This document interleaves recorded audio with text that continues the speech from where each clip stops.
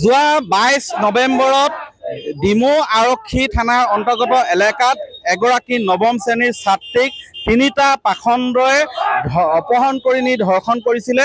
কিন্তু অতি পৰিতাপৰ বিষয় যে আজি 6 দিন হৈ যোৱাৰ পিছতো সেই নৰপিশাচ কেইটাক আচলতে কৰায়ত্ব কৰিবলৈ সক্ষম হোৱা নাই ডিমৌ আৰক্ষীয়ে, যাৰ বাবে শিৱসাগৰত বিভিন্ন দল সংগঠনে আজি প্ৰতিবাদ সাব্যস্ত কৰিছে আৰু শীঘ্ৰেই এই লম্পট কেইটাক গ্ৰেপ্তাৰৰ দাবী জনাইছে। মই দেখুৱাইছো শিৱসাগৰৰ ঐতিহাসিক দলমুখ চাৰিআলিত আজি বহুকেইটা জাতীয় সংগঠনৰ নেতৃত্বত এনেধৰণে প্ৰতিবাদ সাব্যস্ত কৰিছে আৰু শীঘ্ৰেই সেই নিৰ্যাতিত পৰিয়ালটোক আচলতে ন্যায় প্ৰদানৰ লগতে এই যিকেইটা আচলতে অভিযুক্ত ধৰ্ষণকাৰী সেইকেইটাক শীঘ্ৰেই গ্ৰেপ্তাৰ কৰাৰ দাবী জনাইছে।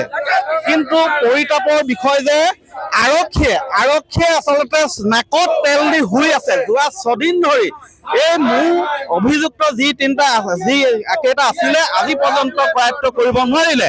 এই সন্দৰ্ভত মই ভাষ্য ল'ম। ইয়াত দিন হৈ যোৱাৰ পাছতো আজিলৈকে অসম চৰকাৰৰ ব্যাগুম আৰু স্মাৰ্ট আৰক্ষী বিভাগে সেই নৰপিশাচকেইটাক গ্ৰেপ্তাৰ কৰিবলৈ সক্ষম হোৱা নাই। গতিকে স্মাৰ্ট আৰক্ষীয়ে ব্যৰ্থতাৰ বিৰুদ্ধে আমি প্ৰতিবাদ কৰিছোঁ।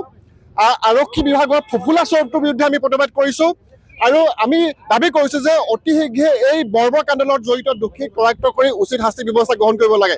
লগে লগে অসম চৰকাৰৰ গৃহ বিভাগৰ দায়িত্বত থকা মাননীয় মুখ্যমন্ত্ৰীকো কৈছোঁ যে মাত এষাৰ আপোনালোকে মাতক।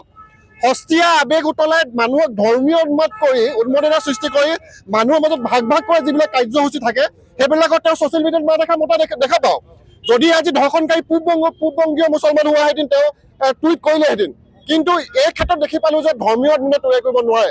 গতিকে তেওঁ এই ক্ষেত্ৰত একদম নীৰৱ ভূমিকা পালন কৰি আছে আৰু অসমৰ জীয়ৰী বোৱাৰীক সুৰক্ষা দিয়াৰ ক্ষেত্ৰত এই চৰকাৰখনৰ সম্পূৰ্ণৰূপে ব্যৰ্থ হৈছে। গতিকে গৃহ বিভাগৰ দায়িত্বত থকা মুখ্যমন্ত্ৰীক অতি শীঘ্ৰে পদত্যাগ কৰিবলৈ আমি দাবী জনাইছোঁ। অপৰাধীয়ে বিশেষকৈ আমাৰ অসমীয়া ছোৱালীজনী নিৰ্যাতিত হৈছে। অসম পুলিচ ক'ত আছে? এই মুহূৰ্তলৈকে তেওঁলোকক গ্ৰেপ্তাৰ কৰক আৰু আমাৰ মাননীয় মুখ্যমন্ত্ৰী তেখেত গৃহ বিভাগৰ দায়িত্বত আছে। তেখেতলৈ আমাৰ অনুৰোধ, প্ৰতিদিনে অসমত ইমূৰৰ পৰা সিমূৰলৈ আমাৰ যুৱতীসকল, আমাৰ অসমীয়া যুৱতীসকল নিৰ্যাতিত হৈছে। এই ক্ষেত্ৰত গৃহ বিভাগত থকা মাননীয় মুখ্যমন্ত্ৰীলৈ আমাৰ আহ্বান, তেওঁলোকক ফাষ্ট ট্ৰেক আদালতত বিচাৰ কৰি উচিত বিচাৰ কৰি প্ৰয়োজন সাপেক্ষে ফাঁচী কথাত ওলাবলৈ আমাৰ এই সংগঠনৰ প্ৰতিবাদ। প্ৰথম কথা হৈ গ'ল আৰক্ষী ভয় নোহোৱা হৈছে, দিনক দিনে ধৰ্ষণৰ ক্ষেত্ৰত বৃদ্ধি পাইছে। সেইকাৰণে এই ঘটনা অসমত সেইকাৰণে ফাষ্ট ট্ৰেক আদালতক তেওঁলোকে বিচাৰ কৰি শাস্তি দিয়াৰ ব্যৱস্থা কৰক আৰু পুলিচে চাৰ্জশ্বিট এনেকুৱা ধৰণে বনাওক যাতে কোনো পধ্যে হাৰিব নোৱাৰে। 6 মাহৰ ভিতৰত এই চাৰ্জশ্বিট দাখিল কৰি পেলাই তেওঁলোকক ধৰ্ষণকাৰী ফাঁচি দিবলৈ অনুৰোধ জনাইছোঁ। মহিলাসকল ওলাই আহিছে আচলতে দোষীক কঠোৰতকৈ কঠোৰ শাস্তি প্ৰদানৰ দাবী জনাই। কি ক'ব? এগৰাকী ছাত্ৰীক ধৰ্ষণ কৰা হ'ল, ছাত্ৰীগৰাকীক ন্যায় দিব লাগে আৰু উপৰিঞ্চি মানে যিসকল আমাৰ মহিলাই ভিতৰত সোমাই থকা অৱস্থাটো আমি বাহিৰলৈ ওলাই আহি পিনে মানুহখিনি ইয়াত আন্দোলন কৰিবলৈ আহিছে। সেই আন্দোলনক ন্যায় লাগে, আন্দোলন কৰাটো, আৰু দোষীক শাস্তি লাগে।